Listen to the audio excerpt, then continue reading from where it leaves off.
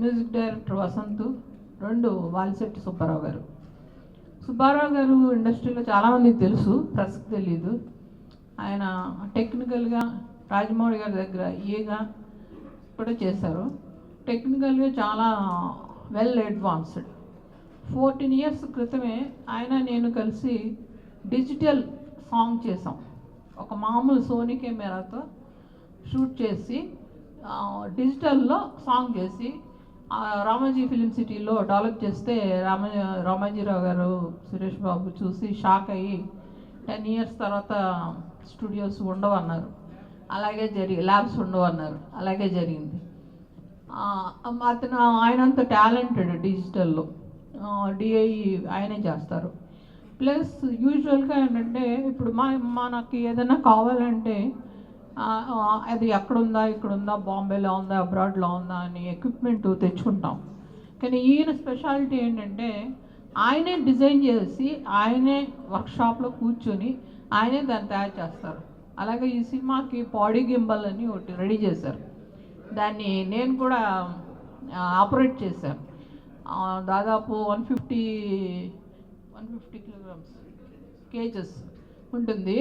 కానీ అది వేసుకుంటే ఆ ఫీలింగ్ అంత బరువు ఉన్నట్టు అనిపించదు విత్ కెమెరాతో కూడా. దానివల్ల చాలా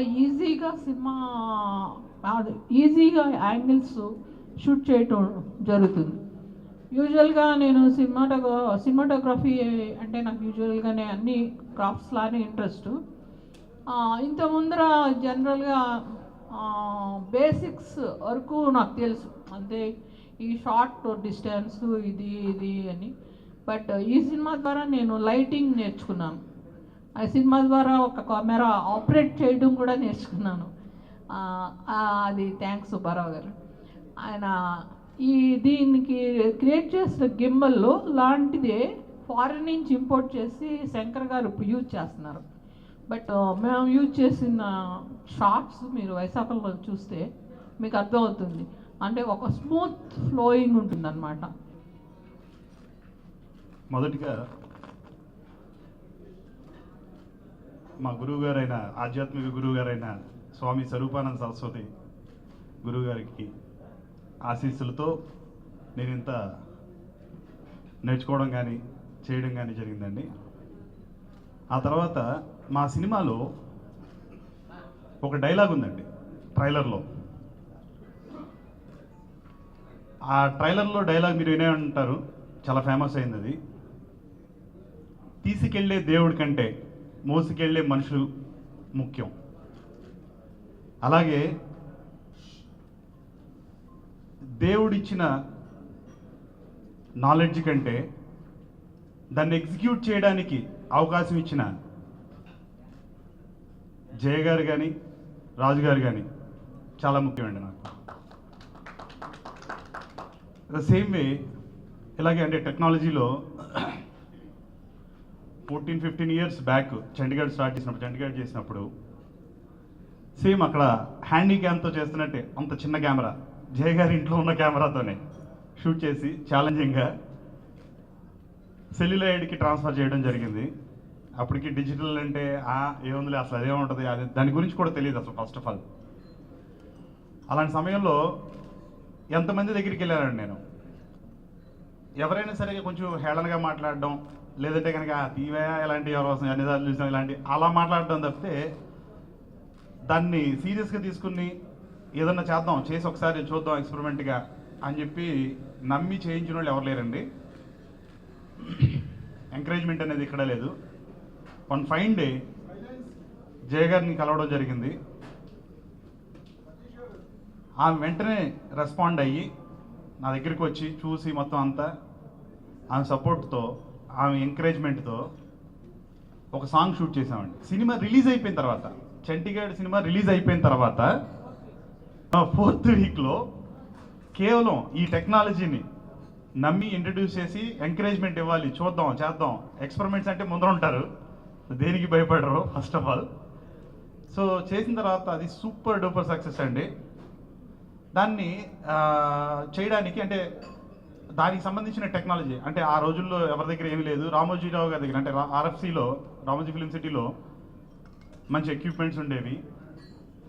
సో ఆయన రామోజీరావు గారు భుజం మీద చేసి మరి ఓకే సూపర్ చేస్తున్నారు చెయ్యి అని చెప్పేసి. మీ అందరికీ తెలిసిందే, నాకు ఆర్ఎఫ్సి నుంచి అంటే బేసిక్గా ఏదన్నా ఒక ఎక్విప్మెంట్ రావాలన్నా కూడా వచ్చేది కాదు. సామాన్యంగా అంత ఈజీ కాదు టాస్క్, లోపలికి వెళ్ళాలంటే కూడా చాలా ఉంటుంది. అలాంటిది ఆయన నాకు అక్కడి నుంచి ఏం కావాలన్నా కూడా అలా పంపించేవారు. ఆ నెక్స్ట్ సురేష్ బాబు గారు అండి, ప్రివ్యూ చూడడానికి రామానాయుడు స్టూడియోస్లో ఆ సాంగ్ని స్క్రీనింగ్ చేస్తానికి వెళ్ళినప్పుడు సురేష్ బాబు గారు కూడా వస్తా అన్నారు. అప్పుడు ఇంకా రాణా ఎంటర్ అవ్వలేదు లేదు. సో సో సురేష్ బాబు గారు చెప్పింది ఒకే ఒక మాట ఇప్పటికీ నాకు అది వినిపిస్తూనే ఉంటుందండి. అందరూ ఉన్నాం అప్పుడు, రాజుగారు, జయ గారు, నేను, ఇంకొకళ్ళు ఎవరో ఉన్నారు అప్పుడు. సో ఆయన చెప్పారు, ఒక 10 ఏళ్లలో మేబీ మా ఈ ల్యాబ్లన్నీ డెఫినెట్లీ క్లోజ్ చేసుకోవాల్సి వస్తుంది ఇది డెవలప్ అయితే అని చెప్పన్నారు. అది నిజంగానే అలాగే జరిగింది. అంటే ఏదో కొత్త టెక్నాలజీ ద్వారా మిగతా వాటిని క్లోజ్ చేసేద్దాం అనే ఎయిము కాదండి అక్కడ దాని వెనకాల ఉన్నది. లేదంటే కనుక కొత్త టెక్నాలజీ వచ్చింది కదా అని పాత వాళ్ళందరినీ లెక్కలేనితనంగా చూసే విధానం కూడా కాదు. డెఫినెట్గా ప్రివిలైజేషన్స్, ఐ మీన్ ఫ్లెక్సిబిలిటీస్. ఏదైనా కొత్త టెక్నాలజీ వస్తుందంటే డెఫినెట్గా మనం ఆదరించాలి అంటే డెఫినెట్గా దాంట్లో ఎంతో కొంత బెనిఫిట్స్ ఉంటాయి. ఆ బెనిఫిట్స్కి అనుగుణంగా మనం కనుక ఎంకరేజ్ చేస్తే డెఫినెట్లీ నాలాంటి వాళ్ళు ఇంకా చాలామంది వస్తారు. అలా రావాలి అంటే జయ గారు, రాజు గారు లాంటి వాళ్ళు ఇంకా చాలామంది ప్రొడ్యూసర్, డైరెక్టర్లు రావాలి. ఇది నా మెయిన్ కోరిక అండి. తర్వాత ఇక ఫోటోగ్రఫీ పరంగా వస్తే నా గురు సమానులైనటువంటి ఎస్ గోపాల్ రెడ్డి గారు, ఆయన కూడా అలాగే నన్ను ఎంకరేజ్ చేసేవాళ్ళు బాగా. అలాగే టెక్నాలజీలో అంటే ఇవే కదండి, రోబోటిక్స్లో ఉన్నాను నేను, ఐఎమ్ ఏ సైంటిస్ట్ ఆల్సో. నా పేరు మీద పేటెంట్స్ కూడా ఉన్నాయి. ఇలా ఒక షూట్ చేస్తుంటే మలేషియా ఫారెన్లో సేమ్ ఇదంతా చూసి ఎవరు చేశారు ఏంటని అడిగితే ఒక సినిమాకి నేనే చేశానండి అంటే అవన్నీ చూసి ఈ టెక్నాలజీ మీకు మీ నాలెడ్జ్ని మీ ఒక్కళ్ళ దగ్గరే కాకుండా ఇంకా మ్యాక్సిమం చాలామంది షేర్ చేస్తే బాగుంటుంది అని behind all this, I mean ఈ సినిమాకి సంబంధం లేకపోయినా చెప్తున్నాను, అది కేఎల్ యూనివర్సిటీ హరీష్ బాబు ఉన్నాడు కదండి, కోనేరు సత్యనారాయణ గారు వాళ్ళ అబ్బాయి, ఆయన వాళ్ళ నాన్నగారితో మాట్లాడి చూసి ప్రొఫెసర్, కేఎల్ యూనివర్సిటీలో ప్రొఫెసర్గా నాకు అపాయింట్మెంట్ ఇచ్చారు. అక్కడ అక్కడే 26 పేటెంట్లు క్లెయిమ్ చేయడం జరిగింది రోబోటిక్స్లో. ఇది ఎందుకు చెప్తున్నానంటే నాకు ఈ టెక్నాలజీ సపోర్ట్ అంటే ఒక పక్కన అంటే ఎలా అయితే జయ గారు దీన్ని ఎగ్జిక్యూట్ చేయడానికి అంటే క్రియేటివ్ అండ్ టెక్నాలజీ పరంగా ఎగ్జిక్యూట్ చేయడానికి జయ గారు ఎంత ఎంకరేజ్ చేశారో, అలా హరీష్ బాబు అండ్ కోనేరు సత్యనారాయణ వాళ్ళు ఎడ్యుకేషన్ పరంగా అంటే నాకు ఒక్కడికే కాకుండా ఇంకా మిగతా వచ్చే ఇంజనీరింగ్ స్టూడెంట్స్ ఇంకా చాలామంది నేర్చుకోవాలి, చెయ్యాలి, డెవలప్ అవ్వాలి అందరూ అనే ఎయిమ్తో ఆయన అలాంటి అవకాశం ఇచ్చారు. అలా నాకు వీళ్ళు సేమ్ ఇందాక చెప్పారు కదా మా సినిమా డైలాగ్ లాగా, దేవుడిచ్చిన నాలెడ్జ్ కంటే దాన్ని ఉపయోగించుకునే మనుషులు చాలా గొప్ప వాళ్ళు నాకు అండ్ అందరికి కూడా. అలా జయ గారికి and KL university KL Satyanarayana గారికి అండ్ హరీష్ బాబుకి అండ్ మా గురు సమానులు ఎస్ గోపాల్ రెడ్డి గారికి నా హృదయపూర్వక కృతజ్ఞతలండి. ఇక సినిమాకి వస్తే ఇంకా చాలా టెక్నాలజీ వాడాలి, ఇంకా చాలా తయారు చేశాం కూడా, కొన్ని అన్ఫార్చునేట్లీ వాడడం కుదరలేదు.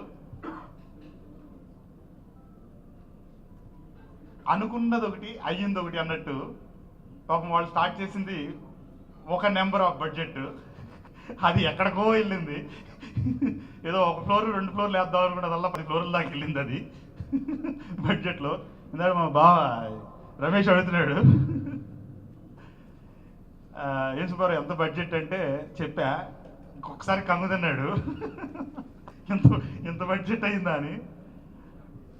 దానికి కూడా అంటే అలా కూడా వెనకాడకుండా ఖర్చు పెట్టారండి. ఖర్చు పెట్టిన దానికి డెఫినెట్లీ ఫలితం దక్కిందని నేను అనుకుంటున్నాను. ఎందుకంటే నిన్న ట్రైలర్ మొన్న మీకు అందరూ తెలిసిందే నాని చేతుల మీదుగా ట్రైలర్ లాంచ్ అయింది. సరే ఆ ట్రైలర్ చూద్దాం నిన్న థియేటర్స్లోకి వస్తుంది కదా అని అదో సంతోషం. I mean it's a first work for me basically. వెళ్తే ఒక థియేటర్కి వెళ్తే గెలాక్సీ థియేటర్కి వెళ్తే